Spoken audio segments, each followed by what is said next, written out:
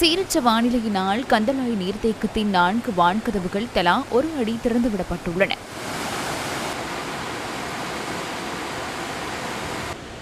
கலாவாவியின் வான்கதவுகள் திறக்கப்பட்டதைத் தொடர்ந்து ராஜாங்கடை நீர்த்தேக்கத்தின் நீர்மட்டம் அதிகரித்ததால் அதன் 4 வான்கதவுகள் திறக்கப்பட்டுள்ளன. அதற்கமைய நீர்த்தேக்கத்தின் 2 வான்கதவுகள் தலா 3 அடிகள் வரையும், ஏனைய 2 வான்கதவுகள் தலா 1 அடி வரையும் திறக்கப்பட்டுள்ளன. அதிலிருந்து செக்கனுக்கு 2322 கன அடி நீர் கலாஓயாவுக்கு விடுவிக்கப்படுகின்றது. உயர் நீரேந்து பகுதிகளில் பெய்யும் மழை காரணமாக கலாவாவியின் 2 வான்கதவுகள் தலா 2 அடிகள் திறக்கப்பட்டுள்ளன. அதிலிருந்து செக்கனுக்கு 1241 கன அடி நீர் கலாஓயாவுக்கு விடுவிக்கப்படுகின்றது. நிலவும் மழையுடன் கூடிய வானிலையினால் சோமாவத்தைய சுங்காவில வீதி வெள்ளத்தில் மூழ்கியுள்ளது. புலனறுவை மணம்பிட்டிய பகுதியை ஊடறுத்து செல்லும் மகாபலி ஆறு பெருக்கெடுத்ததை அடுத்து குறித்த வீதி வெள்ளத்தில் மூழ்கியுள்ளது.